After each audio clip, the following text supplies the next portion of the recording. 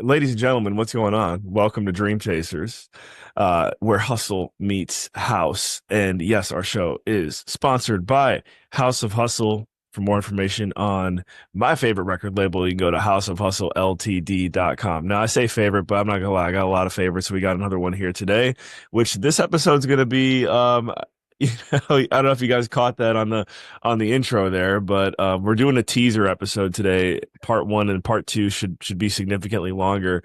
The great Andy Reid, who's I didn't realize until I was looking at some of your stuff, Andy. You've been in the game for like 30 years, dude. So you've seen so much that I know It's maybe you it's don't want hard to to talk do about that when I'm only that. 25. It's really difficult. I don't know how to pull that off, but I mean, I guess to kick our part one of our interview series off here, I would like to know for you, man, like what is 30 years in the game? What does that mean to you?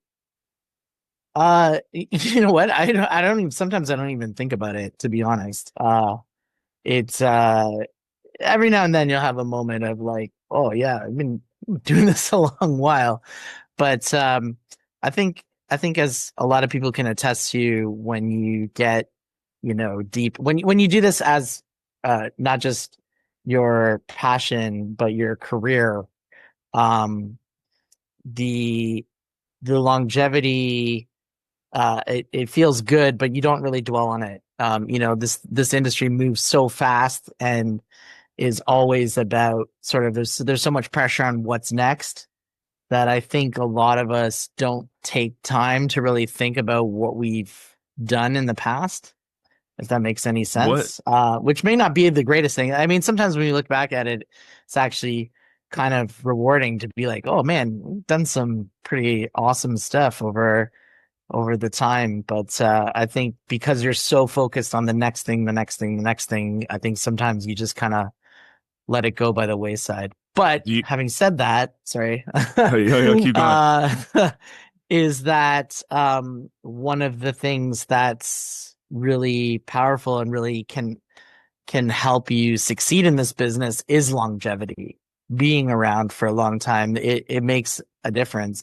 I mean, it was a piece of advice I got from the legendary Simon Dunmore many years ago, was keep going, keep doing it. You'd be amazed at how much opportunity can present itself to you just by being continually active over a long period of time. Walk me through because you're the owner of Phoenix Music, great house music label. I think what you guys stand for is kind of like the true raw essence of house is like what you guys put out. And I even felt even more silly because I remember I sent you a demo one time after I sent it. I'm like, dude, this is so not even close to the house that I know Phoenix stands for, but hopefully Andy can forgive me. But I just want to know, like, walk me through what it was like back, say in the 90s or even the 2000s, where you go to a record store and you find something that like no one else had. I because that's not really, I guess it is kind of a thing now in different ways, but um, what yeah, was it's a that little like? different. It's a little different now. Nowadays, you know, everyone has access to everything. It's just a question of the when you have access to it, not if you have access to it. Mm, So in some ways it's better because honestly, like some of the gatekeeping that went on in the old record store days was extremely frustrating.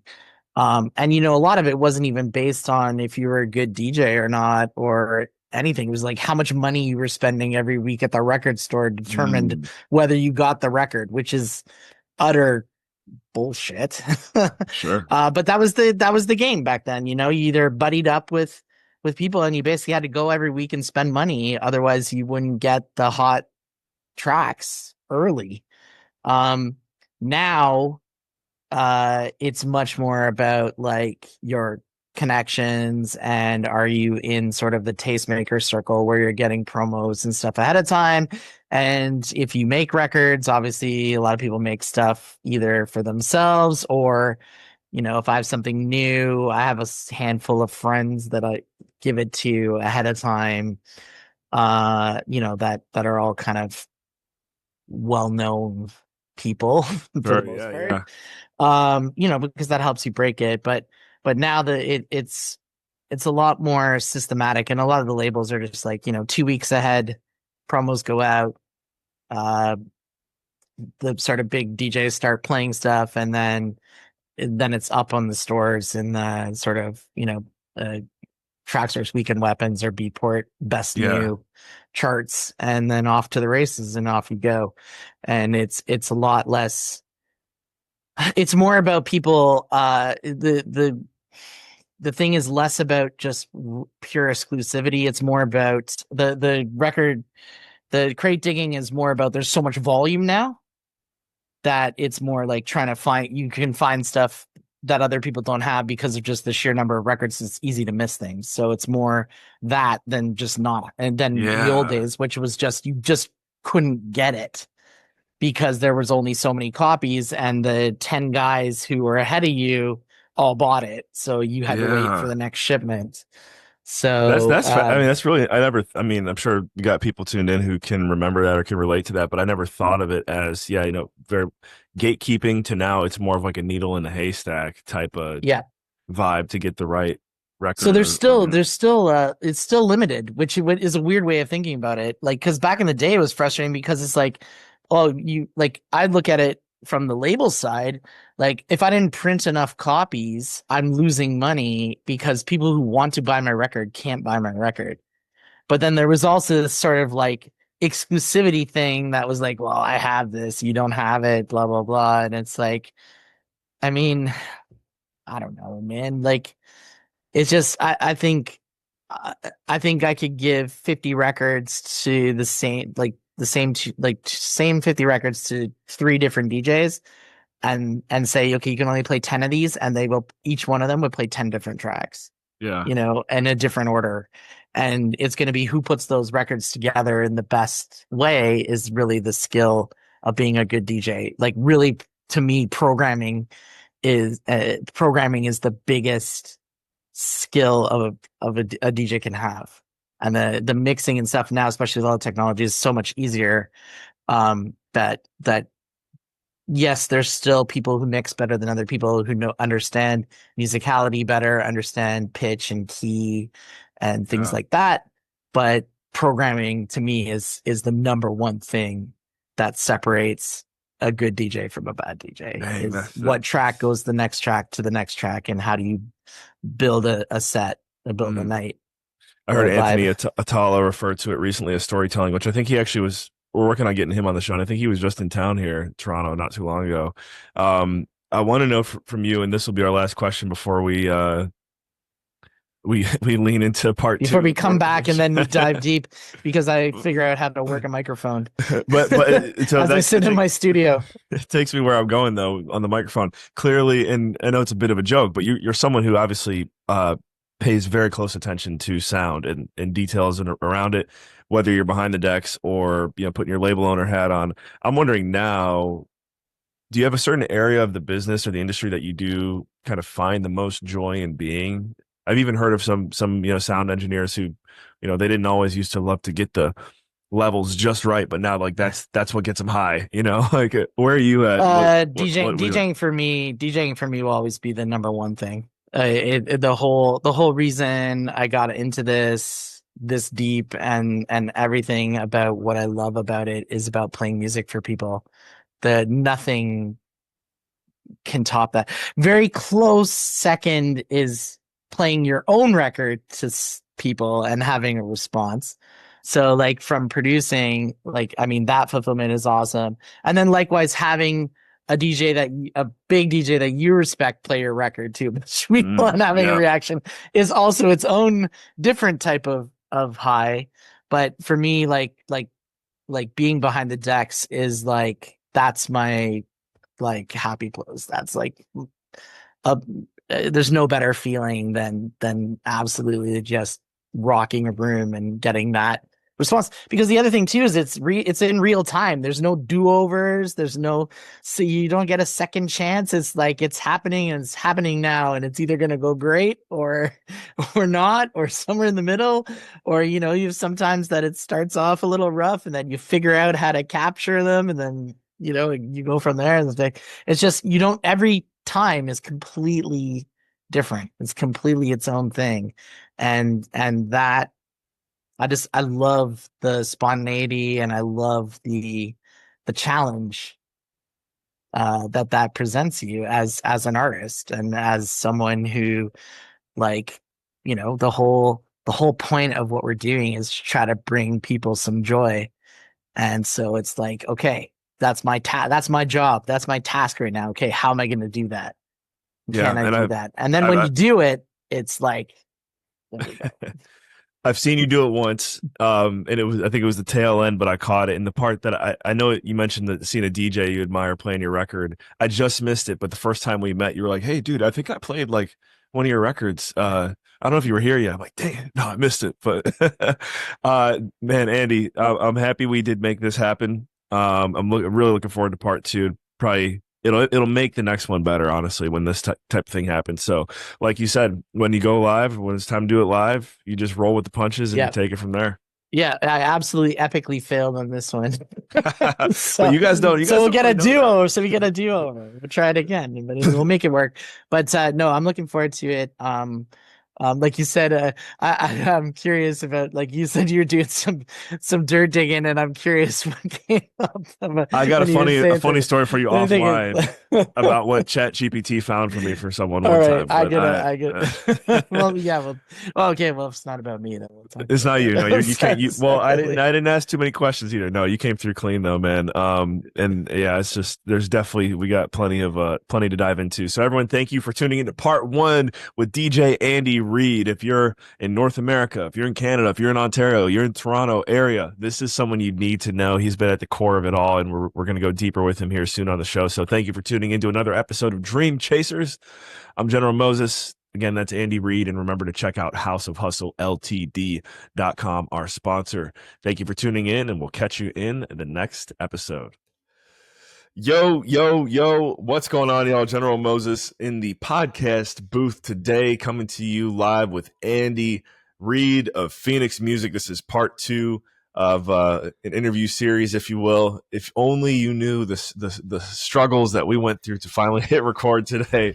If you listen to the last episode, you should be laughing along right into this one. But we're going to get to some good, juicy knowledge, house music stuff, like all that good stuff that's coming your way today. Before I forget, make sure you check out our sponsor as well, houseofhustleltd.com. Again, this is Dream Chasers, where hustle meets house.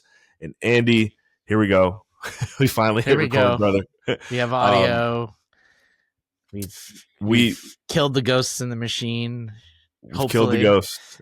I'm actually drinking. I have a Ghost energy drink right now. It's funny you say that. So the Ghost is still here. Well, that's it. We bottled it, so it's contained. And I think I saw you got some Tims. Anyways, man, 30 years in the game. We talked about it briefly the other day.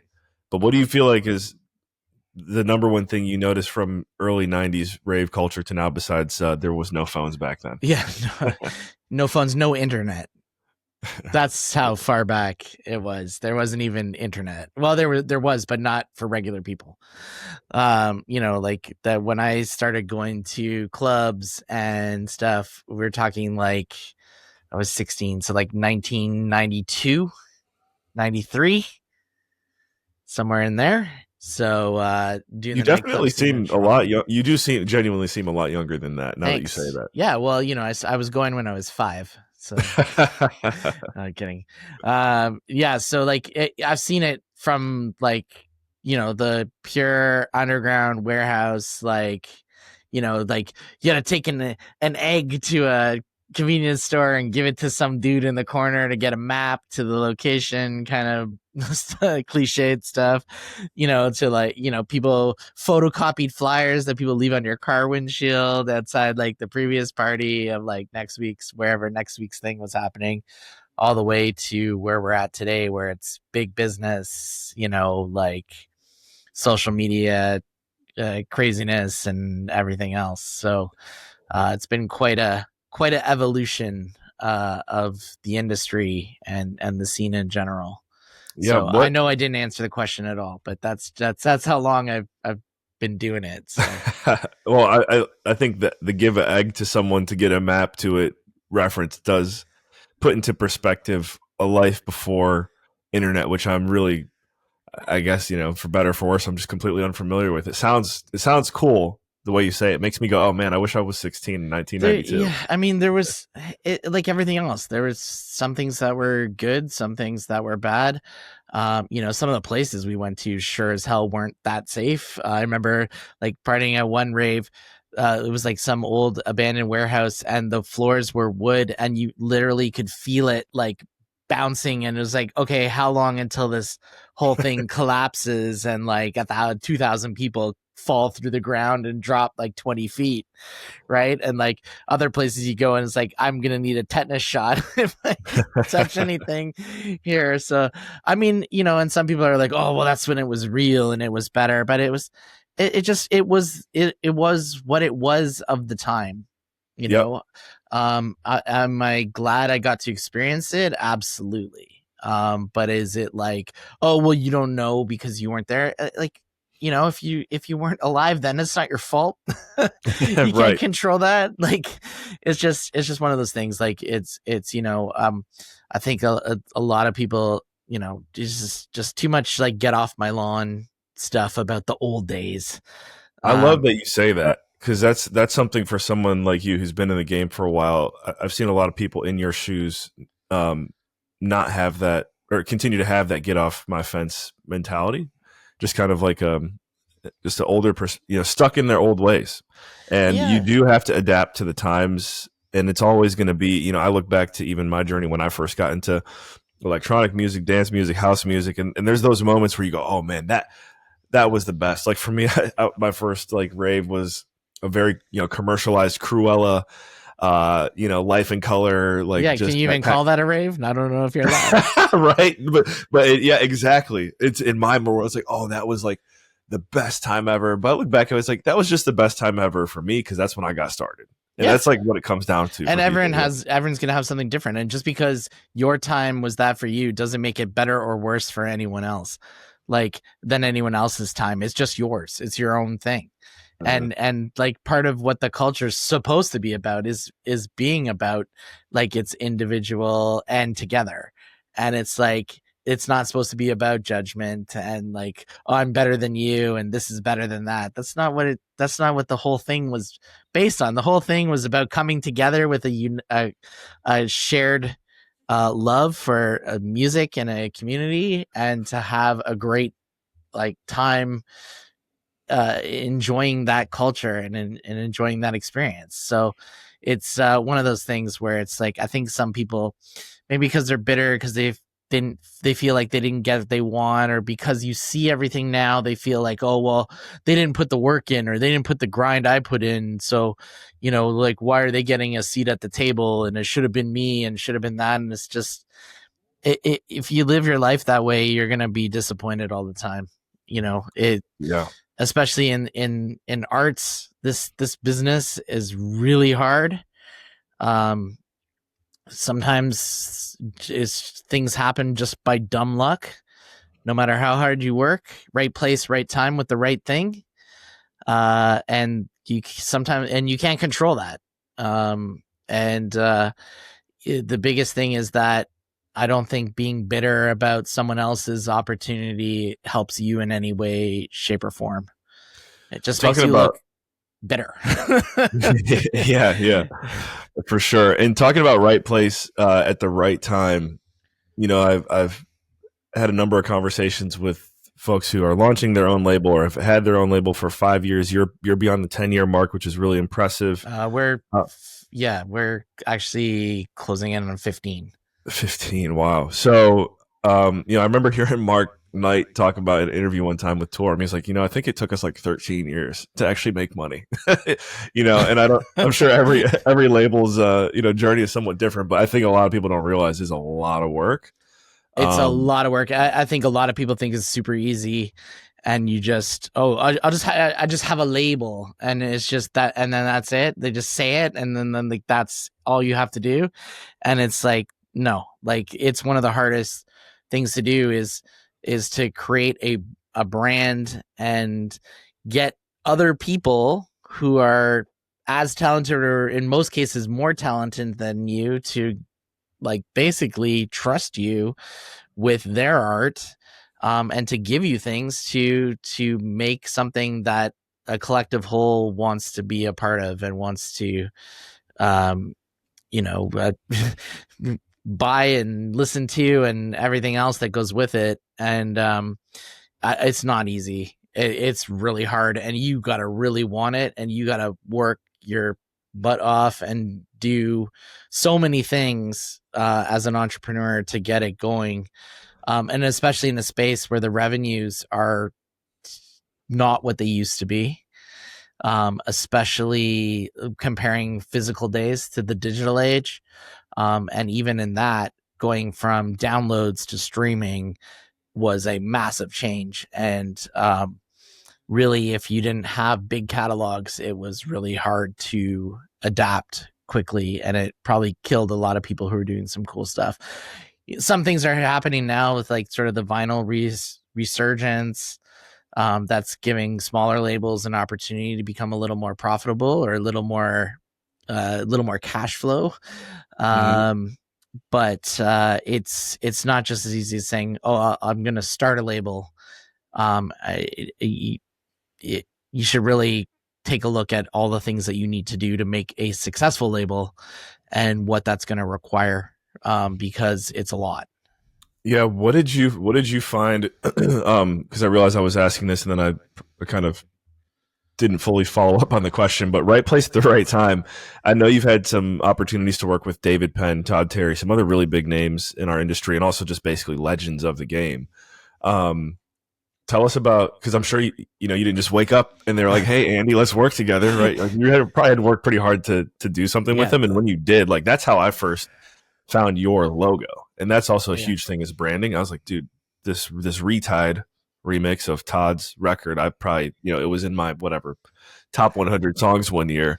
And then I met you one day. I was like, dude, I know you. And so like all these things click. But tell us about just getting to that point of having those relationships with those two guys in particular, and just what it did for your brand. Well, I mean, I owe so much to Todd, especially. I wouldn't be where I am today without his support and sort of trust in me.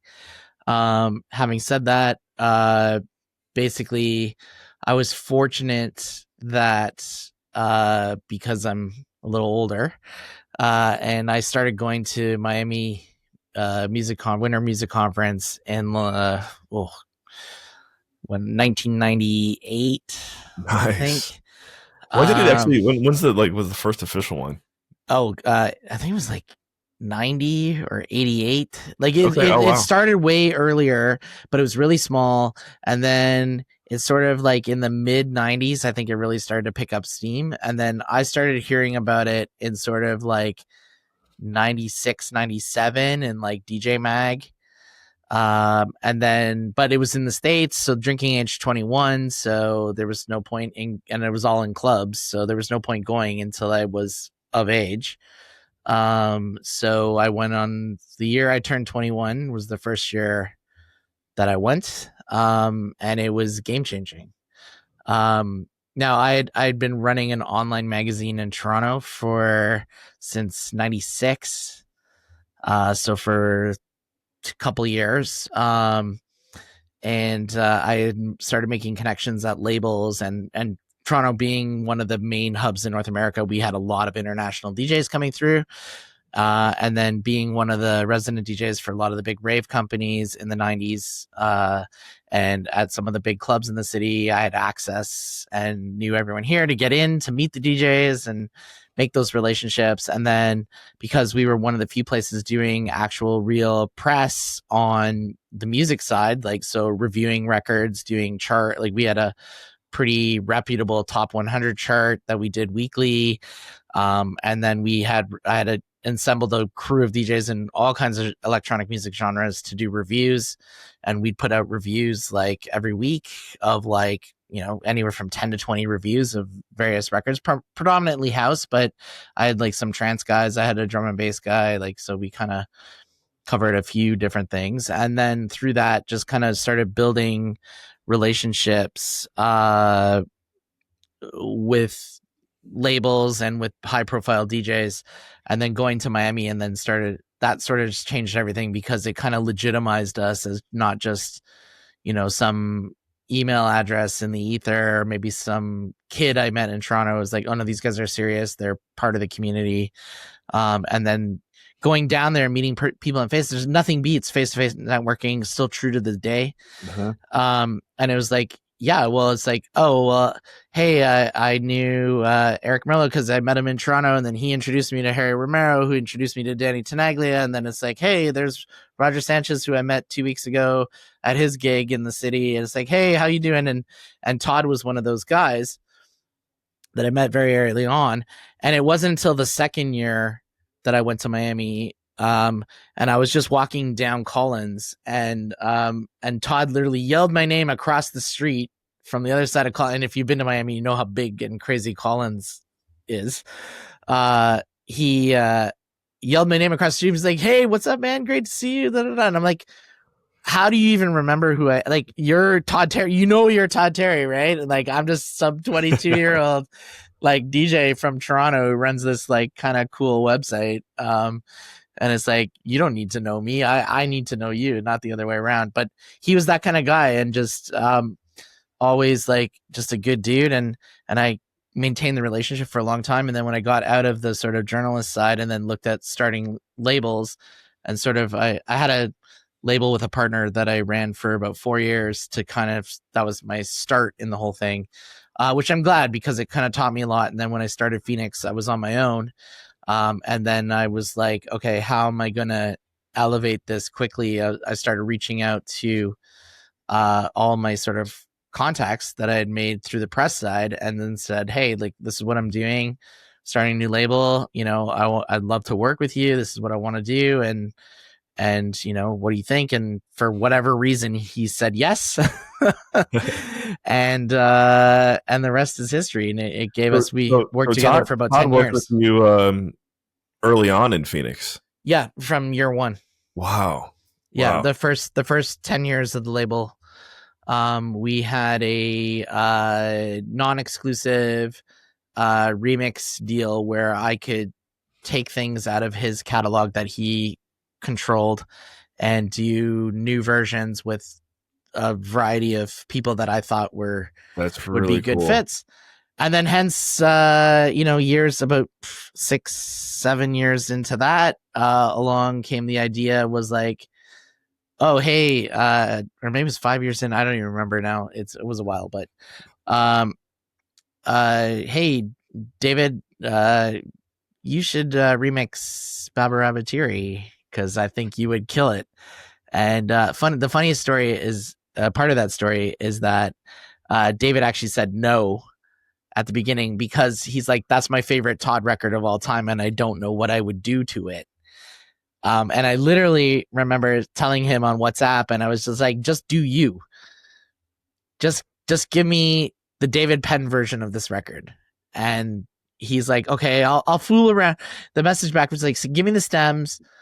I'll try some stuff. I'll see if I'm feeling it. If not, we'll pick something else. All good. Literally the next day, got back basically the finished remix. He's like, I think I got something. And I listened to like 10 seconds of it. I was like, this is amazing. I think you nailed it. We're good. That's great. And then the rest is, I don't know, it was like 25 million streams later. We're gravy. Humming right along. Yeah.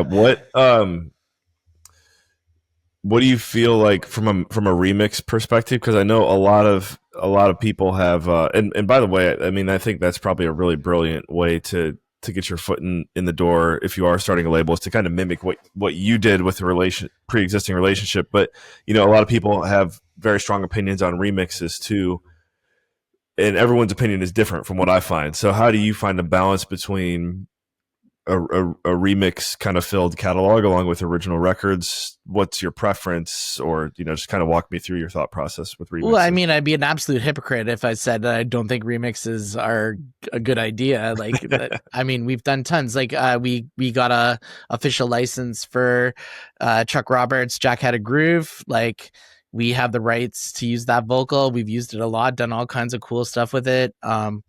We licensed from Adore, we licensed Renegade Master. So like we had that vocal, we've done a couple mixes of.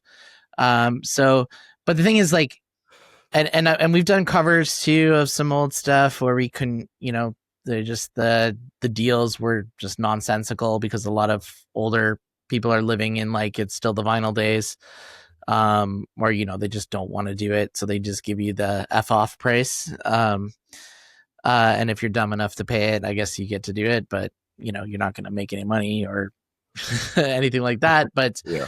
But we've always took the thing, like, even if it is a cover, it's always to attribute the original artist as best we can, with their work, because I mean, at the end of the day, it's not your original idea.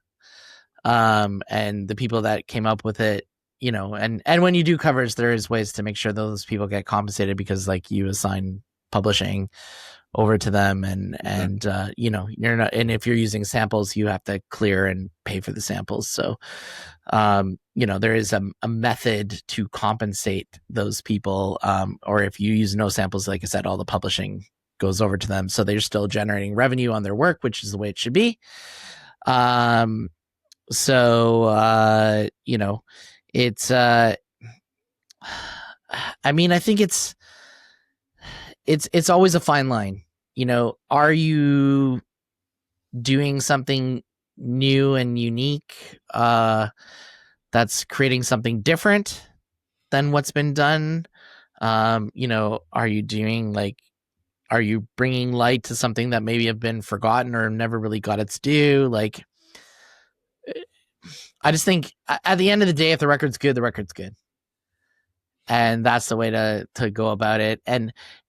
But it's like, if you're covering like a really good vocal, if the cover vocal isn't at least comparable to the original vocal, then you really shouldn't do it. It should be at least as good or better. And if it's not, then like I've turned down a few really well-known tracks that went on, got signed elsewhere, did well, but I didn't think like the vocal cover was up to par. Yeah. And so I said no. What Even though I knew it would sell and make money, because the remix was good. It just didn't feel like it was it wasn't up to the level that it should have been, wasn't proper based house, on the track. right? Well, I don't know about that. It's more just like setting a standard of what you want. And it's like, sometimes the singers have accents, and it's like a very well-known American or British vocal, and like an Eastern European did it, and there's a bit of accent to it, and it just doesn't, doesn't sound right, or it's just not well sung, or it's pitchy, or whatever the case may be. And but again, man, this thing is hard.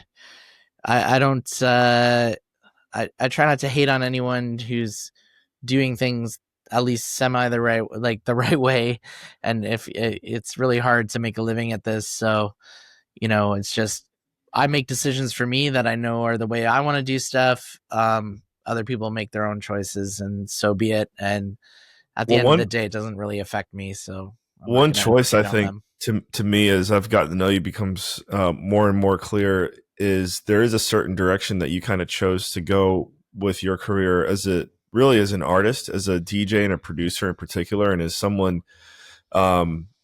who's newer to this game. I would love to hear your thought process and almost just help me maybe even see some things that I might not be seeing. Because to me, it appears as though you've really pursued this career from like a local legend perspective. I feel like anyone who comes to Toronto should know who Andy Reid is, and if they don't, then they know now. Well, but then there's also, wish that was the case. Oh, I mean, that's you're. Thank you for being humble, but you're there. So there's. I'll be honest, it doesn't feel like it. I'll tell you straight up, it does not feel like it at all, dude.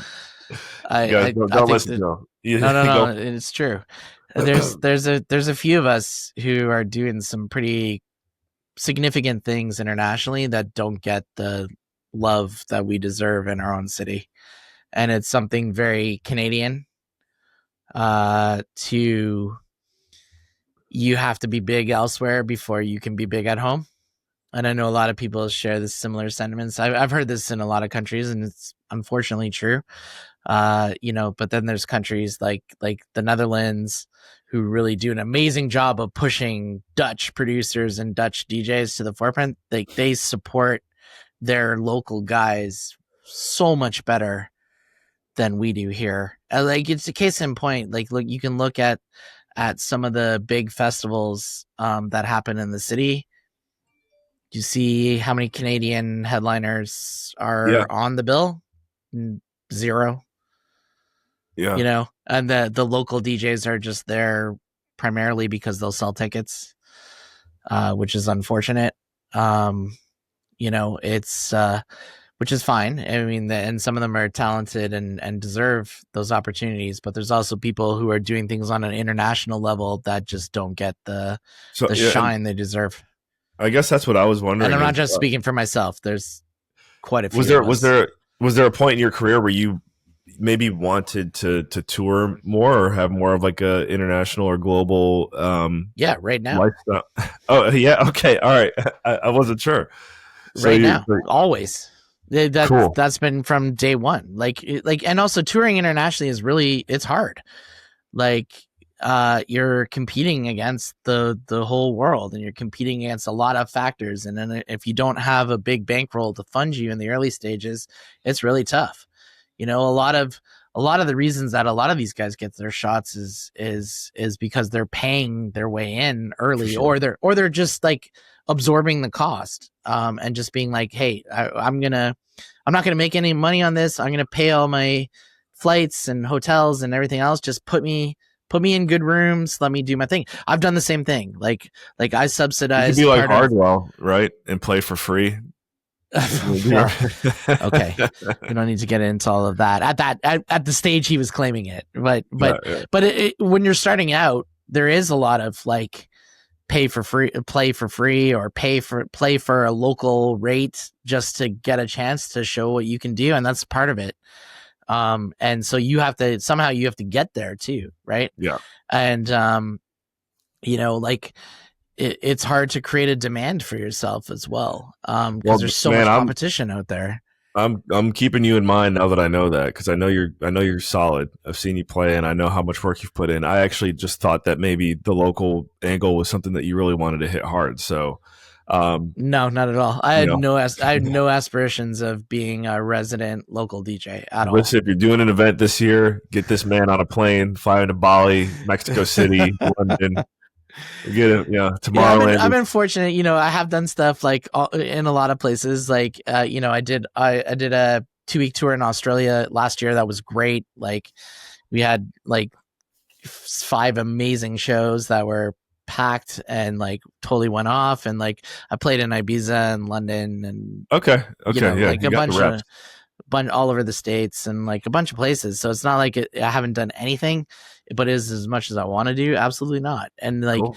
part of the thing is like, um for growing the label, the live side is so key. It's such an advantage to have the outreach that like a Defected has with their stable of DJs, not only their own events, but the fact that most of their main guys are out playing massive shows and playing their records in those shows, and then filming those things and popping it on social media and pushing everything else. And it's like, if you don't have access to do that and get that content, like, you're already behind the 8 ball in terms of marketing yourself in today's world, because like, that's really what you see. Like, when you like, take case in point, the new Low Stepper record with Capri, you know get the funk. Yep. Great record, amazing record. Would totally be on it if I just heard it crate digging or whatever. But that track is getting elevated so much faster because of having like amazing footage of Low Steppa and playing it to like 5,000 people every weekend. And then, this Sam Devine's playing it in Ibiza at this, and the crowd's going up, and then go down the list. And then because of that label having the stature that it does and the ecosystem that's built, you also have other guys sending in their videos of like, here's the track, and then you have fans and then they're sending it in trying to get like, oh, I got my video, and they put it on their story, woo, like, but it's like it's just such an advantage. It's so huge. Yep. And it's also something like, again, coming back full circle to like, oh, I'm starting my own label.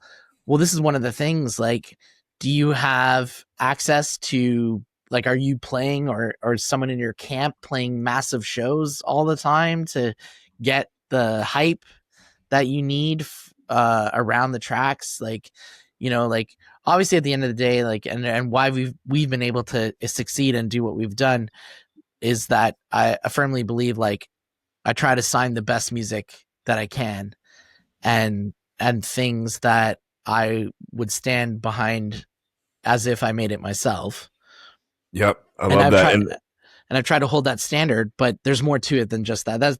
That should be the foundation, and that will set you on a certain path. But at the same time, we do need to market this stuff, and the more excitement you can generate around a record, the better it can do. And not so much around a great record. Marketing a great record is super easy. Or a record that's popping off is so simple. Coming back to that, like, David Penn Barbara Materi remix, everybody was playing it. Like, I have a video of Idris Elba playing it in London in front of 50,000 people. Like, that's easy. It's easy to make that look cool. Absolutely. It doesn't take much, but it's like, where it helps is when you have maybe the artists aren't as big, or it's like a really cool record that maybe needs a little more help or is kind of unique, or like you said, it's just a smaller original fan base. Getting the hype behind those records, like having footage of it working in front of big crowds, is always helpful, because the average person, either streaming it or the sort of less informed or like upcoming new DJ, or someone who just, they buy whatever my favorite guy is playing, or whatever looks cool, that's what I'm going to get and put in my track list, because I'm still trying to figure it out and create my own thing. It just makes the whole process easier and gives your record such an advantage that you otherwise wouldn't have if you're just like relying on putting it up on the thing and then doing like a little studio video or a little sound teaser, on Instagram or whatever.